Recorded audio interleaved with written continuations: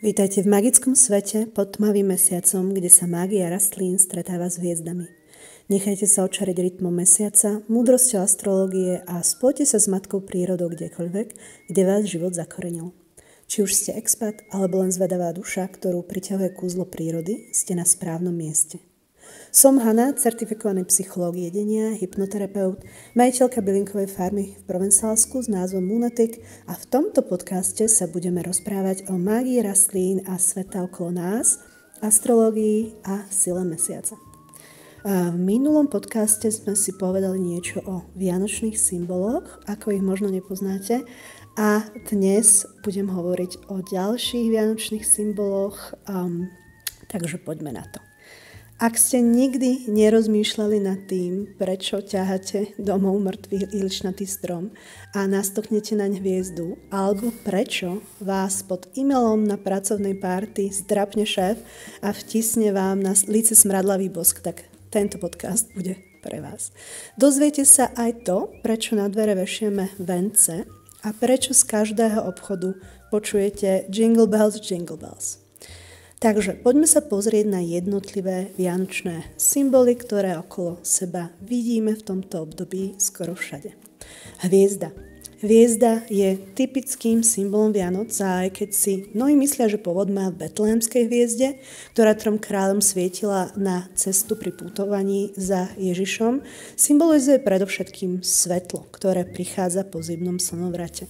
My vieme, že dni sa opäť predĺžujú, noci skracujú a návrat tepla a svetla mal v dávnoveku samozrejme obrovský význam.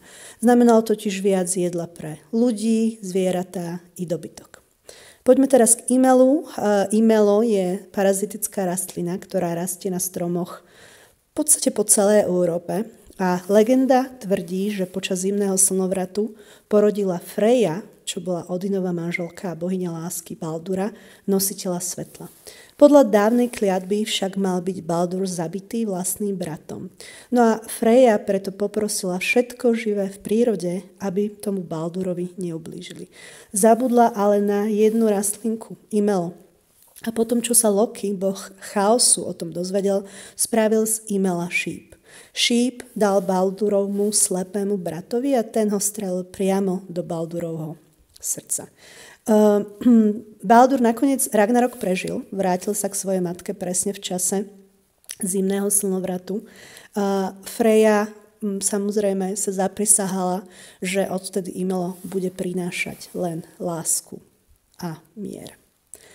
V Provencálsku nájdete imelo raz na duboch, aj mandlovníkoch a vždy ho mám počas sviatkov zavesené nad vchodom do domu. No, poďme teraz k ihličnanom, alebo tým známym vianočným stromčekom. Stále zelené ihličnany sú vlastne spojené s zimným slnovratom a Vianocami už od dávna, keďže to v podstate boli jediné stromy, ktoré boli v tom čase z tmy a zimy zelené. Celé stromy boli pálené v škandinávskych krajinách počas 12-dňových slávností a z tejto tradície neskôr vznikol zvyk páliť vianočné polevo a z neho zase zvyk pripravovať obľúbený vianočný dezert vo Francúzsku.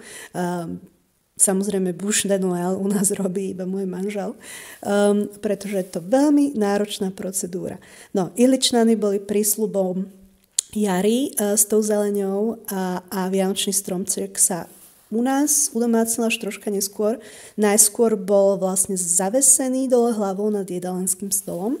No a dve mestá sa dokonca kvôli vianočnému stromu aj pohádali. Konkrétne to bol estonský Tallinn a Riga v Litve, pretože obe mestá tvrdia, že ako prvé mali na námestí vystavený vianočný strom. Ale to už je naozaj jedno. Mašla je symbol samozrejme spájania. Podobne ako mali byť ľudia zaviazaní k sebe láskou a svornosťou. Sviečka, podobne ako hviezda, tiež symbolizuje návrat svetla. Takže preto máme vlastne veľmi radi všade okolo počas tohto obdobia sviečky. A sviečky boli obľúbeným darom už aj za rímskych čias. Škorica a iné vianočné korenia, škorica, klinčeky a zázvor, aj muškatový oriešok, kardamom vlastne telo rozohrejú. Čiže sú používané už na jeseň v tekvicových jedlách alebo v tom obľúbenom pumpkin spice latte. Tieto korene boli v minulosti samozrejme veľmi vzácne a boli používané pri uskladňovaní jedál a pomáhajú tiež zabraňovať šíreniu plesní. No a majú povesť afrodiziaka, láska sa prirodzene spája s Vianocami. Ak si zavesíte na Vianoce na dvere veniec, tak vedzte, že kruh je vlastne nekonečný kolobek z rodu a smrti a práve počas zimného slnovratu vystrieda obdobie temna, obdobie svetla. Názov júl pochádza zo staronorského jól alebo jól, koleso. Verilo sa totiž, že slnko je vlastne kolesom, ktoré sa kotúlalo naspäť práve v čase zimného slnovratu. No a nakoniec zvončeky. Ak ste niekedy čítali knihy o čarodejníctve, tak viete, že zvončeky vlastne slúžia na odháňanie zlých duchov. Čiže ak máte vyzdobený dom na Vianoce s týmito všetkými symbolmi, tak teraz už viete, čo znamenajú.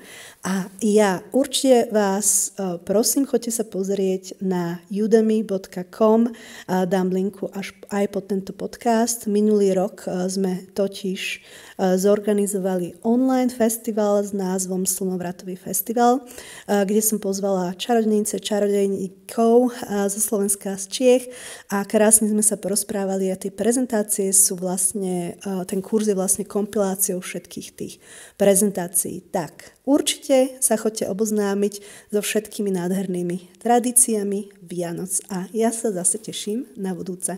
Ahojte.